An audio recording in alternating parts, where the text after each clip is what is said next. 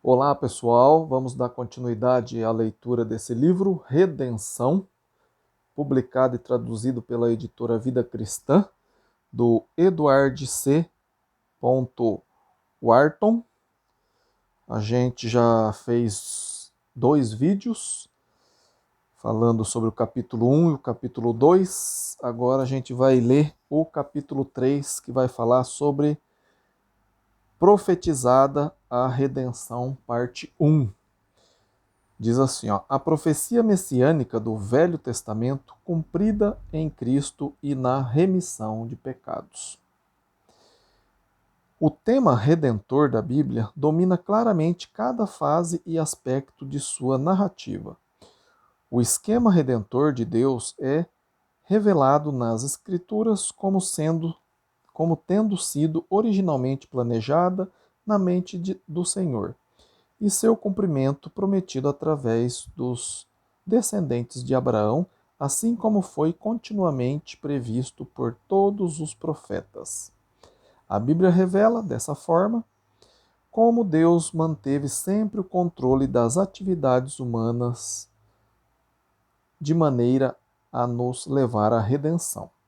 O capítulo 2 mostra como Deus planejou salvar a humanidade e prometeu sua salvação através da descendência de Abraão. Este capítulo procura ensinar que Deus também prognosticou esta redenção através dos profetas antigos e que toda a profecia messiânica do Velho Testamento foi cumprida em Cristo e na remissão de pecados. Definição de profecia messiânica. É geralmente reconhecida que o Velho Testamento registra as profecias da vinda de um grande Messias. Isto significa, literalmente, entre aspas, ungido, como no caso de um rei ou um sacerdote. Tais profecias deram ao povo judeu a esperança da libertação através desse Messias. Esta esperança é comumente mencionada como a, entre aspas, esperança messiânica. Ponto 1. O conceito judeu na profecia messiânica no Velho Testamento era nacionalista. Este ponto de vista é estabelecido no Novo Testamento pela revelação do conceito judeu da natureza do reino de Deus.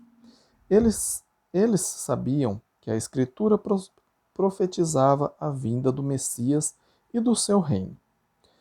Veja 2 Samuel 7, de 11 a 16, Isaías 9, 6 e 7, Jeremias 23, 5 e 6, Daniel 2, 44. Tanto João como Jesus anunciaram que o reino, abre parênteses, da profecia do Velho Testamento, fecha parênteses, estava, entre aspas, próximo.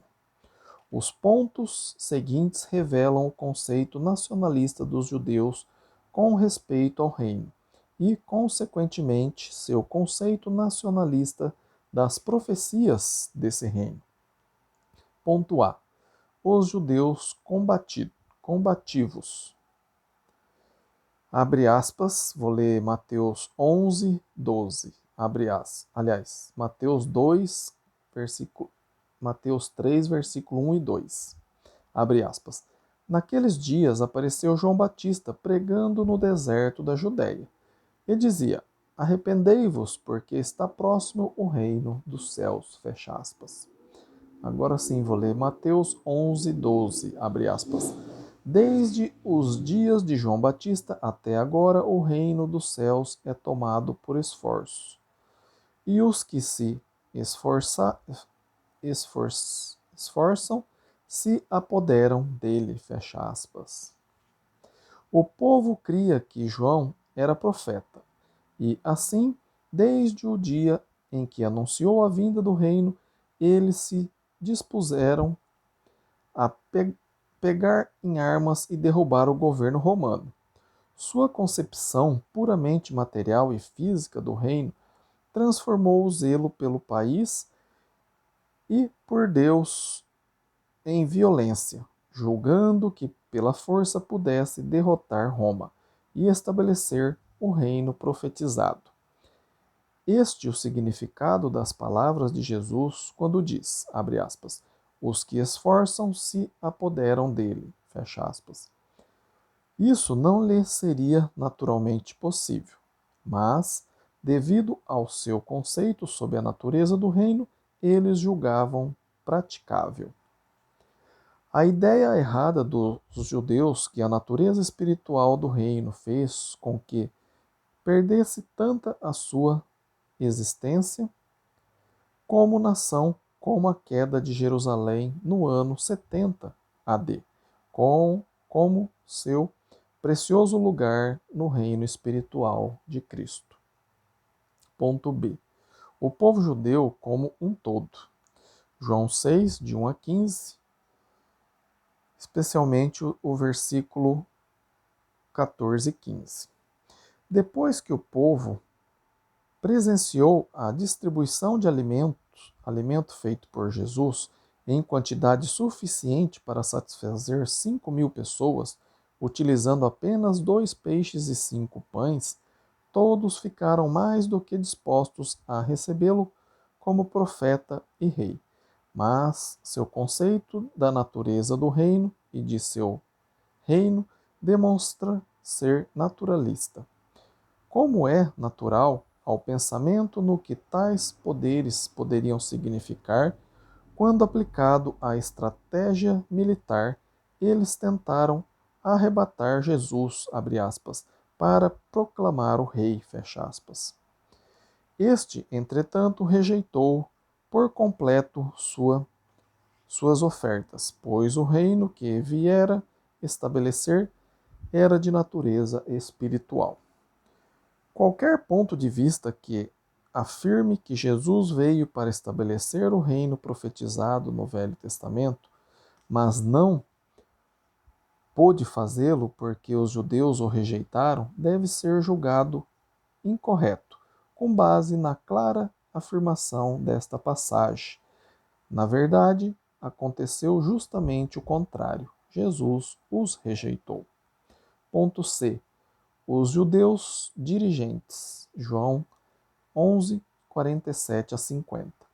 O ponto de vista nacionalista dos líderes judeus quanto ao reino de Deus, a reivindicação do próprio Jesus de ser o rei profetizado e os seus poderes milagrosos levaram-no a pensar que ele cobiçava o trono de César. Sabiam que, se Roma viesse a pensar da mesma forma e observasse o grande número de seguidores de Jesus, abre aspas, se o deixarmos assim, todos crerão nele, fecha aspas. A nação seria sumariamente destruída pelo poder militar romano. Resolveram então matá-lo. Está lá, João 11, 53. Ponto D de dado. Pedro e os apóstolos. Mateus 16, de 13 a 20 e 21 a 23. Quando Jesus perguntou a Pedro quem ele era, ele respondeu prontamente, abre aspas, tu és o Cristo, o Filho do Deus vivo, fecha aspas. Todavia, depois de extrair tal confidência, ele advertiu os discípulos, abre aspas, que a ninguém dissessem ser ele o Cristo, fecha aspas. Logo após, começou a anunciar sua morte pela crucificação. Mais uma vez, Pedro respondeu com lealdade, abre aspas, tem compaixão de ti, Senhor, isso de modo algum te acontecerá, fecha aspas. Jesus de novo respondeu com palavras que talvez confundisse a Pedro, abre aspas, arreda, Satanás, não cogitas das coisas de Deus, e sim dos homens, fecha aspas. Nenhuma passagem revela mais claramente o que os discípulos, na verdade, pensavam sobre o Messias, sua obra e seu reino. Jesus chamou a Pedro de Satanás, isso é, de adversário, dizendo que ele estava pensando nas coisas dos homens e não nas de Deus. Pedro ficou provavelmente surpreso, mas a verdade era de fato essa. O conceito que Pedro fazia sobre o Messias revoltava-se com a ideia da crucificação. Sem a cruz, porém, não podia haver redenção. Pedro, de fato, opôs-se ao propósito redentor de Deus. Ele, evidentemente, não tinha até então conseguido compreender o assunto. Esse o motivo pelo qual Jesus os advertiu a não contarem a ninguém ser ele, o Cristo. A opinião deles confundiam ainda mais a questão. Ponto E. Os filhos de Zebedeu e sua mãe. Mateus 20, versículo 20 a 22 e Marcos 10, 35 a 46. Abre aspas. Então se chegou a ele a mulher de Zebedeu com seus filhos e, adorando, pediu-lhe um favor. Perguntou-lhe ele: Que queres? Ela respondeu: Manda que no teu reino estes meus dois filhos se assente, um à tua direita e outro à tua esquerda. Mas Jesus respondeu: Não sabeis o que pedis. Fecha aspas. Mateus 20, versículo 20 a 22. Quando a mulher de Zebedeu e seus filhos pediram que Jesus fizesse seus filhos sentarem-se à sua direita e à sua esquerda no reino, revelou o seu conceito nacionalista sobre o reino. Jesus então respondeu acertadamente, abre aspas, não sabeis o que pedis, fecha aspas. Ponto F, o conceito dos discípulos depois da crucificação. 1. Lucas, capítulo 24, versículo 13 a 21. A cruz dissipou a presença dos discípulos quanto à redenção de Israel. O seu conceito não se baseava na remissão de pecados. Ficaram desesperados por perderem sua esperança de redenção. Veja especificamente o versículo 21 de Lucas 24, de 13 a 21. Veja o 21. Ponto 2. Atos 1, 6. Até o dia da ascensão de Jesus, os discípulos mantiveram o seu nacionalismo judeu como genuína interpretação da profecia messiânica do Velho Testamento. Abre aspas. Será este o tempo em que restaureis o reino de Israel? Fecha aspas. Esta interpretação da esperança messiânica revela perfeitamente qual o conceito dos judeus contemporâneos de Jesus com relação à profecia messiânica do Velho Testamento. Davam a essa profecia um significado materialista e físico, de um forte nacionalismo judeu. Esta a razão porque todos interpretaram mal a obra, os ensinamentos e a morte de Jesus. É também um dos motivos porque muitos que não confiavam nele planejaram matá-lo. Ainda hoje, existe grande número de pessoas que mantêm este mesmo ponto de vista nacionalista.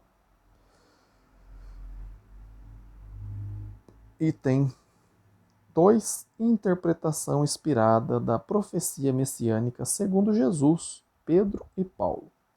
Todos concordam em que a profecia messiânica do Velho Testamento é cumprida no cristianismo do Novo Testamento. Ponto A. A interpretação infalível de Jesus.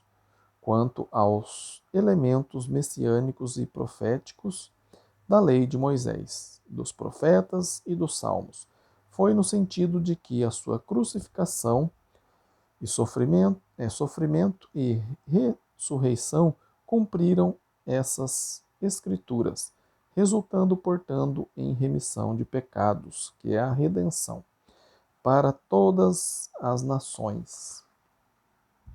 Aí aqui tem um desenho. Deixa eu ver se dá para vocês verem aí melhor. Fala, tudo foi cumprido, né?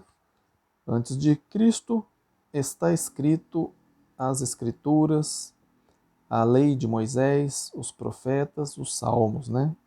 Aí veio Jesus na cruz, era o predito, e Jesus na cruz devia sofrer, mas ressuscitou e a consequência, arrependimento e remissão de pecados para todos os povos, né?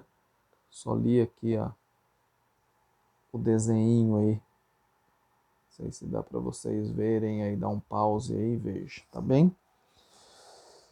Lucas 24, 44 a 47 diz assim, abre aspas, a seguir Jesus lhe disse, são estas as palavras que eu vos falei, estando ainda convosco, que importava se cumprisse tudo o que de mim está escrito na lei de Moisés, nos profetas e nos salmos. Então lhes abriu o entendimento para compreender as Escrituras, e lhes disse, assim está escrito que o Cristo havia de padecer e ressuscitar dentre os mortos no terceiro dia, e que em seu nome se pregasse arrependimento para remissão de pecados a todas as nações, começando de Jerusalém, fecha aspas.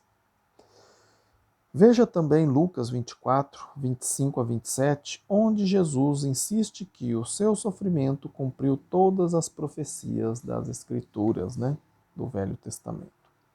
O sofrimento de Jesus na cruz não foi um fracasso de sua parte em estabelecer o reino, pelo fato dos judeus o terem rejeitado, mas foi, na verdade, o triunfo glorioso do eterno propósito de Deus para a redenção da humanidade, predito pelos profetas. Foi o meio de estabelecer seu reino e introduzir nele a todos os que são salvos pelo seu sangue. Apocalipse 1, 5 e 6. Ponto B. A interpretação inspirada de Pedro sobre aquilo que Deus, abre aspas, dantes anunciara por boca de todos os profetas, fecha aspas, e no sentido de que o sofrimento de Cristo no Calvário resultou na salvação do pecado. Atos 3, 18 e 19 diz o seguinte, abre aspas, Deus assim cumpriu o que dantes anunciara por boca de todos os profetas, que o seu Cristo havia de padecer. Arrependei-vos, pois, e convertei-vos para serem cancelados os vossos pecados. Fecha aspas. Pedro declara duas vezes, uma vez nesses versículos e novamente no versículo 24, que, abre aspas, todos os profetas, fecha aspas, prognosticaram a salvação do pecado mediante a sua morte na cruz. Note cuidadosamente que depois de relatar ter Deus anunciado o padecimento de Cristo através de, abre aspas, todos os profetas, fecha aspas, o apóstolo então afirma, abre aspas, arrependei-vos, pois, para serem cancelados os vossos pecados, fecha aspas. Este, entre aspas, pois, tem ligação com o que foi dito antes, e é uma conclusão, dois pontos, com o resultado da profecia cumprida no Calvário. Os pecados podem ser, entre aspas, pois, cancelados. Pedro ensina, em outras palavras, que sem o sofrimento de Cristo na cruz, a profecia não teria tido cumprimento e a redenção dos pecados não poderiam concretizar-se. Em 1 Pedro 1, 10 a 12, o apóstolo confirma a mesma doutrina. Abre aspas, foi a respeito desta salvação que os profetas indagaram e inquiriram, os quais profetizaram acerca da graça a vós outros destinada, investigando atentamente qual a ocasião ou quais as circunstâncias oportunas indicadas pelo Espírito de Cristo que neles estava, ao dar de antemão testemunho sobre os sofrimentos referentes a Cristo e sobre as glórias que os seguiam, A eles foi revelado que não para si mesmo, mas para vós outros ministravam as coisas que agora vos foram anunciadas por aqueles que, pelo Espírito Santo, enviado do céu, vos pregaram o Evangelho, fecha aspas. Está lá 1 Pedro 1, 10 a 12. Ele diz, em síntese, que os homens que em sua época pregaram o Evangelho pela orientação divina do Espírito Santo, anunciavam com sua pregação aquilo que os profetas do Velho Testamento testemunharam de antemão. 2 pontos. Que Cristo sofreria para conceder a salvação e glória que a ela se seguiam. Como pode-se ver no diagrama abaixo, as afirmações de Pedro estão de pleno acordo com o ensinamento de Jesus sobre o assunto. Não existe diferença entre, abre aspas, remissão de pecados e cancelamento de pecados e salvação, fecha aspas. Todas essas ideias equivalem à redenção de pecados. Ele fala aqui desse desenho aqui, desse gráfico aqui. Deixa eu ver se dá para...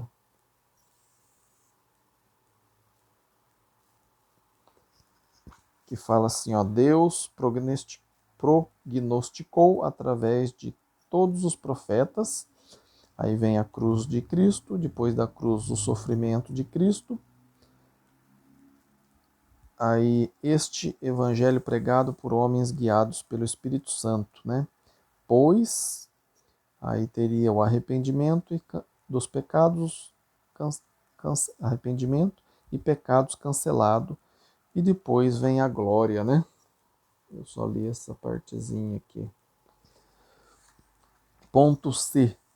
A interpretação inspirada de Paulo do que os profetas e Moisés disseram haver de acontecer era no sentido de que, abre aspas, o Cristo deveria padecer e, sendo o primeiro da ressurreição dos mortos, anunciaria a luz ao povo e aos gentios.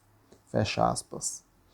Atos 26, 22 e 23 diz o seguinte, abre aspas, mas, alcançando o socorro de Deus, permanece até ao dia de hoje, dando testemunho, tanto a pequenos como a grandes, nada dizendo senão o que os profetas e Moisés disseram haver de acontecer, isso é, que Cristo deveria padecer, e sendo o primeiro da ressurreição dos mortos, anunciaria a luz ao povo e aos gentios, fecha aspas. Paulo insistiu em não ter dito nada além daquilo que foram predito por Moisés e pelos profetas. O que ele, porém, pregou foi o Evangelho, as boas novas que Cristo morreu na cruz para salvar-nos do pecado. Paulo ensina, então, que o Evangelho cumpre o que os profetas e Moisés tinham proferido. Aqui mais um desenho.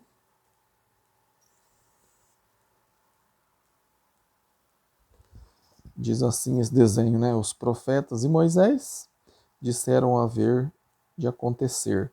Aí vem a cruz de Cristo, né? Com o sofrimento dele. E, pela ressurreição, anunciaria a luz ao povo, que é o povo judeu, e aos gentios, para receber remissão de pecados. A proclamação da luz é interpretada pouco antes, no mesmo capítulo, Atos 26, 16 a 18, onde Paulo relata a missão que lhe fora dado por Jesus, de pregar aos gentios, abre aspas, para lhes abrir os olhos e convertê-los das trevas para a luz e da potestade de Satanás para Deus, a fim de que recebam eles remissão de pecados, fecha aspas. Jesus diz que converter-se das trevas para a luz capacita os homens a receber remissão de pecados. Conclusão. O próprio Senhor e os apóstolos inspirados afirmaram claramente que o sofrimento de Cristo no Calvário, a fim de prover remissão de pecados, é o verdadeiro significado de toda a profecia messiânica do Velho Testamento. Jesus mesmo disse em Lucas 21, de 20 a 22, que a destruição de Jerusalém no ano 70 AD seria, abre aspas, para se cumprir tudo o que está escrito, fecha aspas. Assim sendo, nenhuma profecia do Velho Testamento deixou de ser cumprida. Todas as doutrinas baseadas no cumprimento futuro das profecias do Velho Testamento estão erradas e devem ser repelidas por serem infundadas. Em Cristo e no cristianismo, encontramos nossa salvação e nossa esperança para a eternidade. Todo nosso propósito e realização nesta vida se apoia nisto. Não existe verdade na ideia de que Cristo veio para estabelecer o reino profetizado, mas fracassou por ter sido rejeitado pelos judeus. E por isso voltará um dia para estabelecer na terra, durante 1000 anos, o reinado da profecia do Velho Testamento. Esta doutrina nega o seguinte: 1. A afirmação clara de Jesus e dos apóstolos de que toda a profecia messiânica foi cumprida na morte e ressurreição de Cristo, a fim de prover remissão de pecados e estabelecer o seu reino espiritual comprado com o seu sangue. E ponto 2. Nega que Jesus realmente pretendeu vir para morrer por nós. Se ele veio com a intenção de ser aceito pelos judeus e estabelecer o reino, não veio então julgando que seria rejeitado pelos judeus e finalmente crucificado por eles. Seria atribuir a Jesus ignorância quanto ao significado da profecia. E finalmente, ponto 3, nega que podemos ser agora salvos do pecado. Jesus e os apóstolos ensinaram que nossa salvação viria como resultado da morte de Jesus, segundo as profecias do Velho Testamento. Mas, se essas profecias estão ainda por cumprir-se, então a salvação por elas predita também não foi ainda concretizada. Perguntinhas.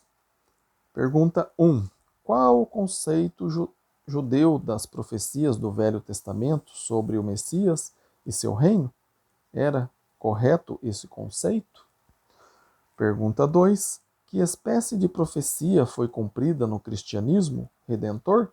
Toda ela foi cumprida? Como o sabe?